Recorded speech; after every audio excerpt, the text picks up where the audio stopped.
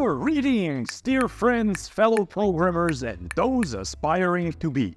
I hope you're as excited as I am to keep going with our time management tips that I have prepared for you, because I feel like the benefits they will provide and improvements they will give you are really substantial, because they came from years of me working really hard, multiple jobs, multiple personal projects, freelancing gigs, and doing all that stuff mixed together at the same time. So if you want to achieve very good time management, I highly recommend you to watch this video till the end, or if you did not see the first part of it, first take a look at that video, then come back to this one, so you would get all the benefits and not miss out on anything. So I hope you are ready to make your time management skills skyrocket.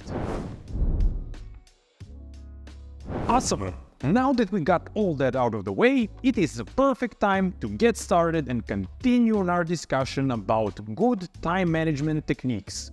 And what better thing to start with than setting goals? Goal setting is the key to success. If you want to achieve something and reach some point in your life with certain things you want to achieve, you have to be aware of those goals, and you have to remind yourself about them, unless of course you want to fail. When you know what you want to achieve, it is way easier to create a roadmap on how to reach that. On the other hand, if you have no goals that are explicit and clear to you, there is absolutely no way for you to make a roadmap and a plan how to reach those goals, because you don't know where you're going. Right now comes my personal story on the topic, because if you feel like you're just not cut out for being able to create your own goals, I'm about to share my experiences and why I felt exactly like that and how I overcome those issues. So when I was just getting started with my programming career, so after I was working as a development electrical engineer, I learned to code on my own and I started working as a developer. And at that point, I started thinking maybe I should create something of my own. But I had absolutely no ideas what can I build, because my brain was not used to thinking about something I can create that is innovative and how to make it happen. So of course I had absolutely no ideas. So I thought, well, I'm not a creative type of person, I will be okay just working for the rest of my life because I really enjoy coding, so that's what I'll do. And all that changed for me one day on my way to work. I was listening to an audiobook, and inside of that book, I've heard a very important message that apparently stuck around with me ever since. And the message I'm referencing is something like, if you do not know what you want to achieve, your brain cannot help you out to achieve it, because it doesn't know how to do it. So I started thinking, maybe if I started explicitly thinking about things I could build, maybe my brain would start figuring out things that can be built. I started dedicating my brain power to actually thinking about things that can be improved around me and the things I can do. So after maybe a couple of weeks, I started figuring out that I see the difference, I see the improvements, I can see that my brain is starting to figure out things that can be improved all around me. And right now, many years after I have figured that out, and after I started practicing it, I can head out with my fiance for a walk, and during that walk, we can figure out multiple ideas for projects we can build that would be awesome. So all the way from not being able to figure out a single idea, all the way to being able to have 1 hour walk, and during that walk to figure out multiple ideas that are all great with huge potential within just a few years. In my mind, that means that everything is possible when you have a set of goals. And now, from this point, when I think about the point where I started thinking about my goals, I completed them all. My initial set of goals was to be able to live, at least basically live, so buy food, pay utilities, and be able to survive without having to work any jobs. Also, I wanted to find a love of my life and have a partner beside me, as well as having the dogs and owning a sports car.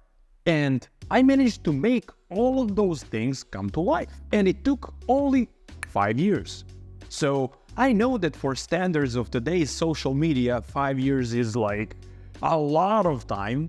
But when you think about it, it's not really. Because in 5 years, you've spent only about 5 to 10% of your lifespan. And in reality, if you invest 5% of your time, you will be able to live the rest of your life, so 95% of it, with a lifestyle you've always dreamed about. And in my opinion, it is a no-brainer.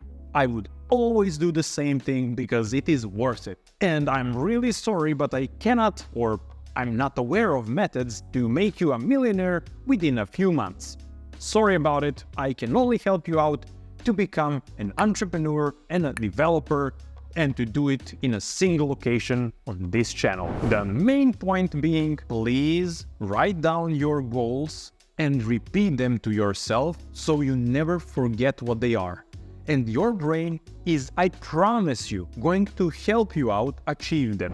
Next in line we have keep your workspace clean. Now, this might seem a bit weird, but it really works. In my personal experience, I was always kinda organized and I kept my working area clean all the time, but I also noticed that people who do not do that, they struggle a lot because of it. Because they keep looking and getting distracted about things that are on their tables, and they tend to have a more difficult time to focus, really focus on something, because they, for example, cannot find their USB, or they cannot remember where they put some sticky note or something like that.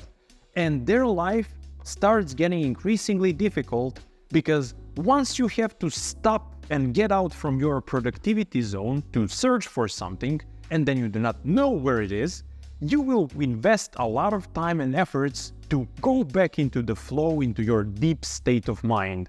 So I really recommend you to keep your desk tidy, clean, without any distractions, while you're working. The next point is going to be one of my personal favorites because I'm a programmer and I love tech. So this one is going to be dedicated into investing for your productivity. So what I mean here is if you're a programmer like I am, I do not think it would be the best move to try to save money on buying things that can increase your productivity. Because if you spend some time into a good chair, good set of monitors, good mouse, good keyboard, good headphones, and things of those sorts, your productivity is going to skyrocket. This is all because you will not waste your precious time on doing some things that can be excluded from your day. So, for example, the first product that made a significant change in my productivity was MX Master 2 mouse. It's an amazing mouse that has endless scroll that allowed me to move really fast through my code, and also it has horizontal scroll which allowed me to see long lines without having to click and drag the bar. These might seem like something really minor that is going to save you a few minutes a day maybe, but all of those things accumulate, and when you think about your salary and payment that you can receive for that time, the mouse is basically going to pay out for itself very quickly. Trust me on this one. The second point is going to be dedicated to monitors. So if you, for example, work on a single monitor that is, let's say, 24 inches, and you're doing a development process for building a website, you're constantly going to switch tabs from your IDE to browser to see the changes you introduced. You will have to constantly go from one file to another one, constantly closing and opening and doing those things. While on the other hand, if you have two monitors that are going to be used for two different things, you can spread out the workload on those two monitors and basically not have to invest so much time into the process of switching things. So again, you are going to save some time there as well. Not to mention that quality monitors are going to allow you to look at them for extended periods of time with a lot less eye strain, which is going to allow you to work longer and without feeling so tired in the end of the day. So all of those benefits are awesome and really improve quality of life as well as your performance. Next in line is going to be even health related, because when I started working, I bought a very quality chair in IKEA for $100, and basically after a year I started feeling back pain. So after that I could not focus as much because I would have to constantly move around in my chair, always be distracted by the fact that my back is in pain, all until I purchased my first ergonomic chair. And as soon as I bought it, my back pain went away.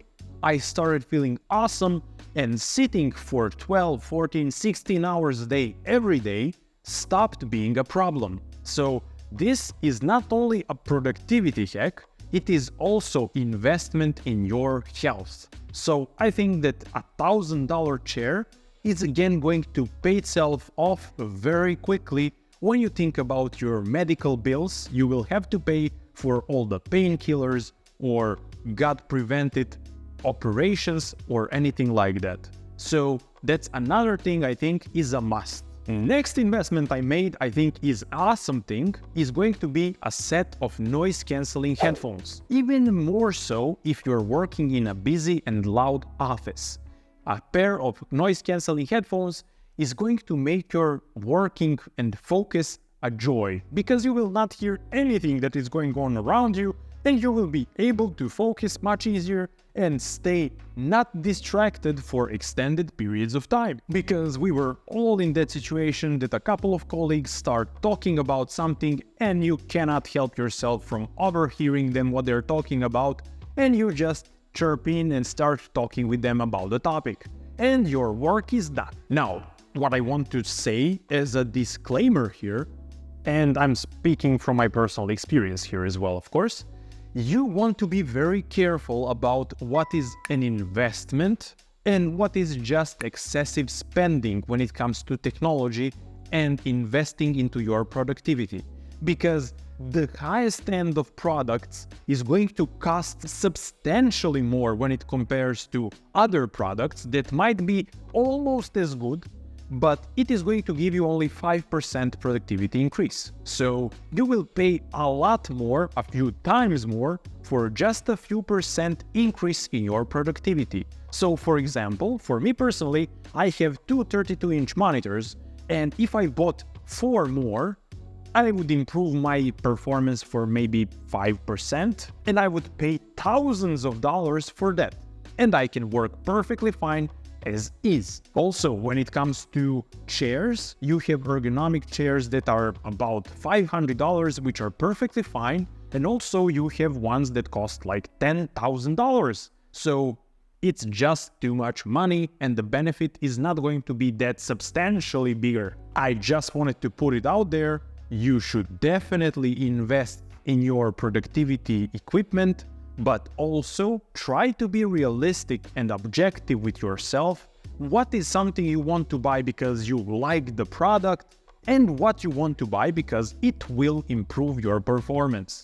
So once you have that in mind, you will be good to go. And the final point I have in this series is going to be charging your batteries. Now, what do I mean by this term?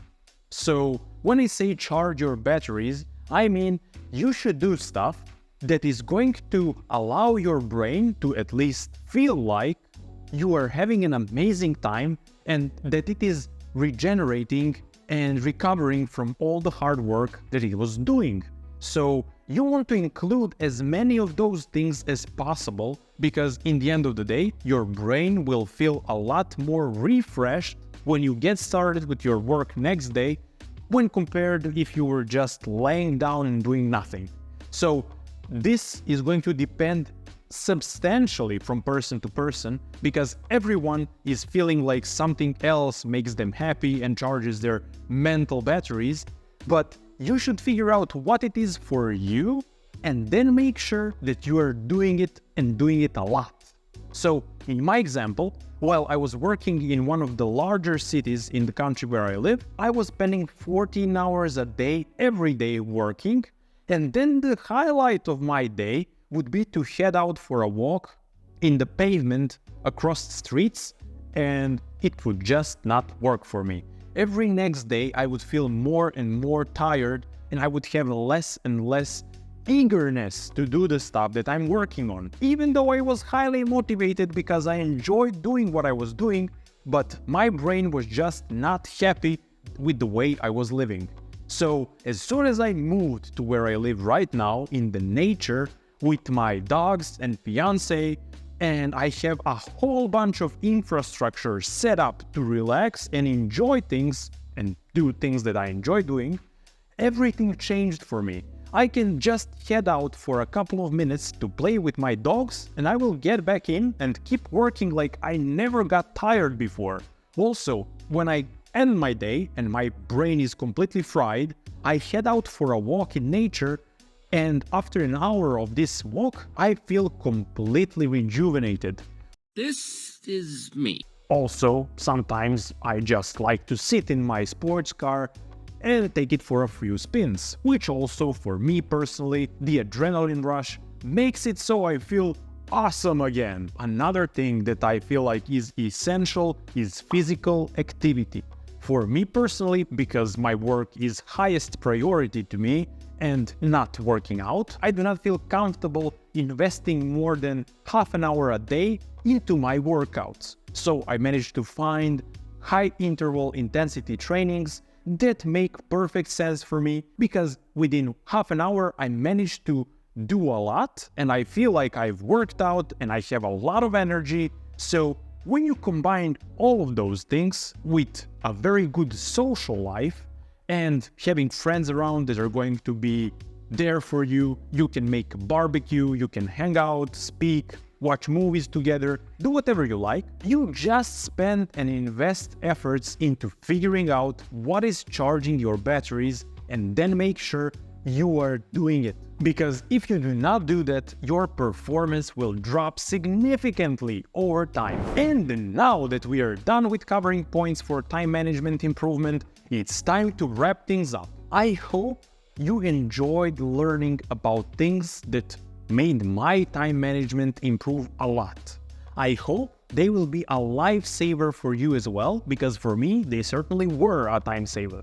Because without them, I would not be able to create and manage to achieve all the things I did in my past. And if you do not spend and invest efforts into mastering these topics, I think you will be always limited by them. And I don't want that to happen for you. And right now, I would like to kindly invite you to subscribe to the channel and turn on the notifications if you found this video series useful. Until the next video, thank you for watching and have an amazing day.